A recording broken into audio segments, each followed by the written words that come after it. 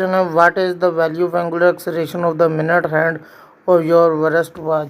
वो कहता है कि इसकी एंगुलर एक्सेलरेशन क्या होगी एक मिनट में हैंड की जो उसमें वरिस्ट वॉच जो पहनी हुई है।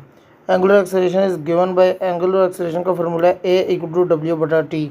Since angular velocity of the minute hand is constant, वो कहता है एंगुलर वेलोसिटी है वो कांस्टेंट है, at complete one full rotation every hour. वो फुल रोटेशन हर हावर में अपनी कंप्लीट करेगी। The rate of change of angular velocity is zero. जो एंगुलर वेलोसिटी है वो रेट ऑफ चेंज करती है वो ज़ीरो की इक्वल है, W equal to zero.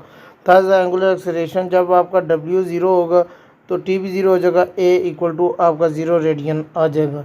Second question है define the following angular quantities of displacement velocity and acceleration. Angular displacement है the rate of the change in the angle of a body with respect to its initial angular position is called angular displacement। वो कहता है जो change करते है angle को body के with respect to initial angular position, जो उसकी इनिशियल एंगुलर पोजीशन होती है कॉल्ड एंगुलर डिस्प्लेसमेंट। उसको आप एंगुलर डिस्प्लेसमेंट कहेंगे del theta equal to theta f minus theta i. Angular velocity का the time rate of angular displacement of the body is called angular velocity.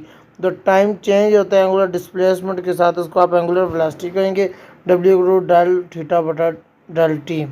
Angular acceleration है the time rate of change of angular velocity is called angular acceleration. जो time के साथ change होती है angular velocity उसको आप angular acceleration भी कहते हैं, ए इक्वल टू डेल डब्ल्यू बटा डेल टी। क्वेश्चन नंबर 3 है determine the relationship between angular and linear and angular displacement।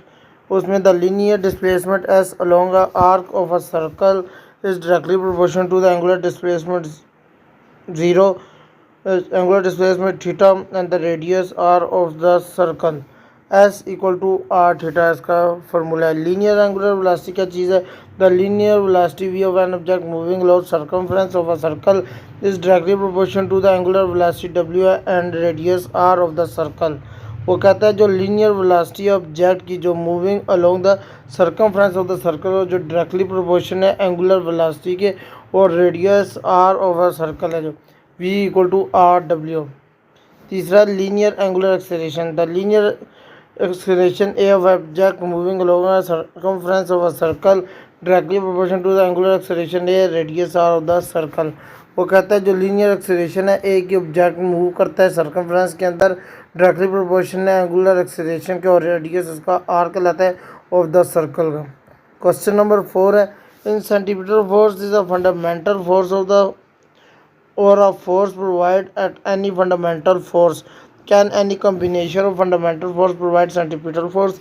वो कहता है सेंटीमीटर फोर्स में जो फंडामेंटल फोर्स होती है वो प्रोवाइड करती है फंडामेंटल फोर्स, तो आप कॉम्बिनेशन बनाएं उसकी फंडामेंटल फोर्स प्रोवाइड जिससे उसको सेंटीमीटर फोर्स मिले। Centimetre force is not a fundamental force.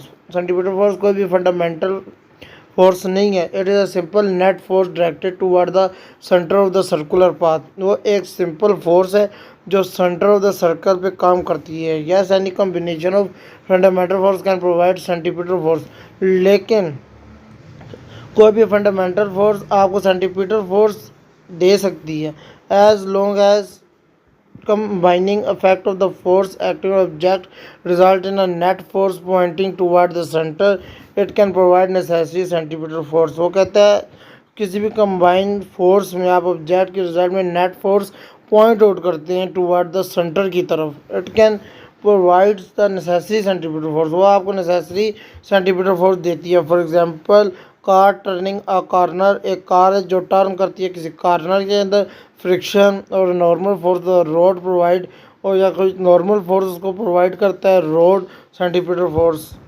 उसको मिल जाती है। पांचवा क्वेश्चन आगे there are the generally double tyre is a heavy vehicle on one side of an axle will it movement of inertia different from the single tyre. जिन गाड़ियों के double tyre लगे होते हैं और उनमें एक ही एक्सल बीच में मौजूद होता है, आप हमें ये बताएं क्या वो सिंगल टायर वाली गाड़ियों से मुख्तलिफ होता है या एक जैसे होते हैं? आंसर इसका है yes the movement of inertia of double tyre setup will the different from the single tyre movement of inertia I equal to m r square. तो कहते हैं हाँ, movement of inertia double tyre का अलग होता है सिंगल टायर से। Movement of inertia उसका कहलाता है I equal to m r square. I movement of inertia को शो करता है, एम मास को शो करता है और आर उसके रेडियस को। When you have double tyre, जब आपके डबल टायर होंगे, वी अफेक्ट टू मासेज, इसमें दोनों मासेज अफेक्ट करेंगे। Each of the distance from the axis of rotation, हर एक का डिस्टेंस जो है वो एक्सिस ऑफ रोटेशन कहलाएगा। Therefore movement of inertia for the double tyre is generally twice as a single tyre. जो डबल टायर होगा उसका जो मूवमेंट ऑफ इनर्शिया होगा वो 2 कहलाएगा। Zooming the tyre identical their masses distribution symmetric around the axis. जो tyre एक जैसे होते हैं उनके जो सिमेट्री होता है वो एक ही, उनकी डिस्ट्रीब्यूशन जो होती है वो सिमेट्रिक एक्सिस पे काम करती हैं। आगे question number 6, why it is the best have the blade rotate opposite direction for a helicopter having 2 sets of lifting blade. वो कहते हैं एक बेस्ट ब्लेड जो रोटेट होता है ऑपोजिट डायरेक्शन में हेलीकॉप्टर के, तो 2 सेटअप जो होते हैं लिफ्टिंग करते हैं ब्लेड को, उनमें कौन सा बेस्ट होता है। पहला हेलीकॉप्टर मेन रूटर स्पिन। वो कहते हैं जो हेलीकॉप्टर में मेन रूटर होता है वो स्पिन करते हैं। इट क्रिएट अ टॉर्क, उसमें क्रिएट होता है torque that would cause the helicopter to rotate it opposite direction. जो टॉर्क होता है वो हेलीकॉप्टर को रोटेट करवाता है ऑपोजिट डायरेक्शन में। By have you 2 set of lifting blades rotating the opposite position, वो दोनों को रोटेट करते हैं अपोजिट पोजीशन में। These torque cancel each other, ये टार जो होता है वो कैंसिल कर देते हैं एक दूसरे को। और preventing the helicopter spinning uncontrollable, अगर वो दोनों तरफ ना हो तो वो जो स्पिनिंग होती है वो अनकंट्रोलेबल हो जाए। It is also enhance stability improving lifting efficiency and reduce vibration. इससे आपकी स्टेबिलिटी इम्प्रूव्स लिफ्ट और एफिशिएंसी जो होती है वो रिड्यूस करती है वाइब्रेशन को। क्वेश्चन नंबर 7 है आपके पास, if the diameter of the earth become half, there is no change at its masses, when in fact there will be there of the rotational speed of earth around its own axis। वो कहता है जो diameter होता है अर्थ का वो अगर आप हाफ कर दें तो उनके मासेस पे कोई चेंजिंग नहीं आएगा। What affect there the rotational speed, उसकी रोटेशनल स्पीड पे भी कोई फर्क नहीं आएगा। ऑन इट एक्सिस, उसके एक्सिस से rotational speed W is given by relation. जो रिलेशन है स्पीड का L equal to I W, W equal to L by I हो जाएगा। Movement of inertia of earth is I equal to 2/5 mr²। तो बच्चों आपके पास फॉर्मूला है W equal to L by आई, आई की जगह हम अपनी वैल्यू पुट करेंगे 2/5 mr²। थर्ड फॉर्म ऊपर आ जाती है, 5 ऊपर आ जाएगा, 5L डिवाइडेड बाई 2 mr² हो जाएगा। Given the diameter half it mean radius become half, new rotational speed will be. अगर उसका डायमीटर हाफ हो जाए इसका मतलब है कि रेडियस भी इसका हाफ हो जाएगा स्पीड के। W dash equal to 5L 2 mr की जगह हमने हाफ पुट कर दिया है और उसका स्क्वायर ले लिया। 1 2 का स्क्वायर 4 हो जाएगा, वो बाहर आ जाएगा 5L बटा 2 mr²। तो बच्चों W dash equal to 1/4 W ये हो जाएगा। आगे क्वेश्चन नंबर 8 हमारे पास, why does the circular motion of tangential speed can change the magnitude of the velocity but not its direction. वो कहते हैं सर्कुलर मोशन में टेंजेंशियल एक्सेलरेशन जो चेंज करती है मैग्नीट्यूड को, वो उसकी डायरेक्शन जो होती है वो चेंज होती है। In circular motion tangential acceleration also along the tangent to the path changing the speed. जो सर्कुलर मोशन में टेंजेंशियल एक्सेलरेशन एक्ट करती है वो पाथ चेंज करता है स्पीड को विदाउट अफेक्टिंग द डायरेक्शन, उसमें कोई डायरेक्शन अफेक्ट नहीं करती। The direction of the velocity is change bye centripetal force. जो डायरेक्शन है वेलोसिटी है वो चेंज करती है सेंटीपिटल एक्सेलरेशन को। Which act toward the centre of the circle, वो एक्ट करती है सेंटर ऑफ सर्कल से। The tangential acceleration alter the magnitude, जो टेंजेंशियल एक्सेलरेशन होती है वो अल्टर होती है मैग्नीट्यूड के but not the direction of velocity, और उसकी जो डायरेक्शन होती है वो वेलोसिटी को चेंज नहीं करती। आगे क्वेश्चन नंबर 9 है, why does usually the value of artificial gravity is smaller than 9.8।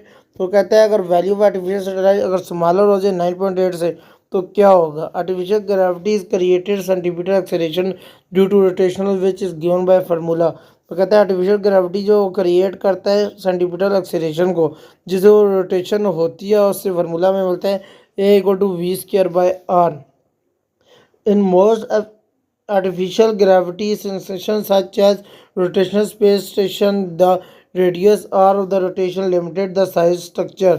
वो कहता है जब आप आर्टिफिशियल ग्रेविटी में सेकंड्स सच एज रोटेशन और रोटेटिंग उसमें रोटेटिंग आप करते हैं स्पेस स्टेशन में जो रेडियस होता है और रोटेशन करता है लिमिटेड साइज ऑफ स्ट्रक्चर में और अब विदाउट काजिंग डिसफॉर्मेट और motion sickness occupied tangential velocity must be limited.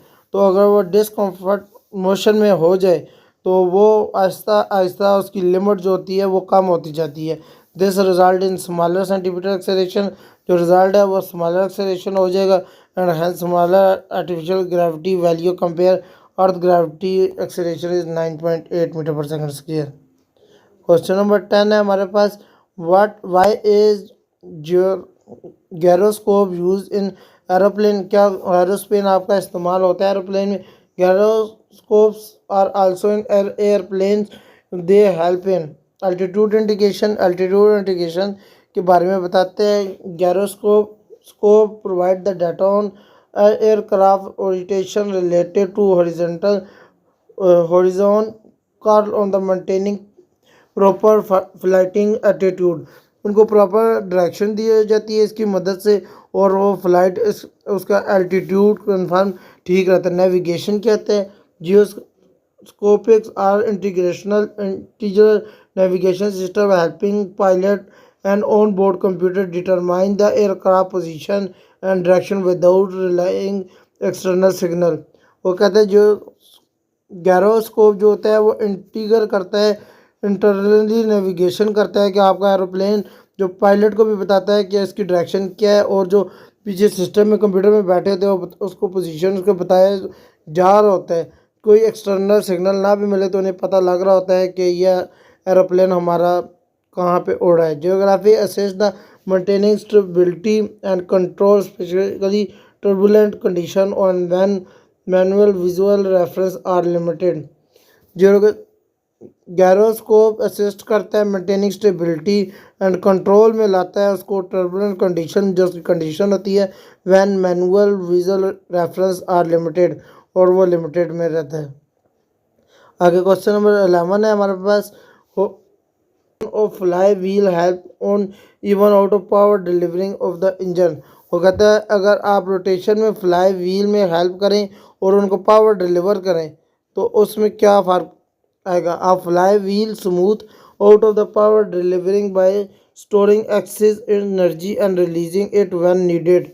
वो कहता है जो फ्लाई व्हील होता है वो स्मूथ आउट पावर में डिलीवरिंग करता है उसकी स्टोरिंग को और एक्सेस में वो एनर्जी में रिलीजिंग करता है उसको energy storing the when engine power output exceed the demand of flywheel absorb the excess energy and store it as rotational kinetic energy. जो आपकी इंजन में पावर होती है वो डिमांड करती है फ्लाई व्हील को अब्जॉर्ब वो करे और एनर्जी स्टोर करे उसके अंदर और जिससे उसको रोटेशनल काइनेटिक एनर्जी मिले।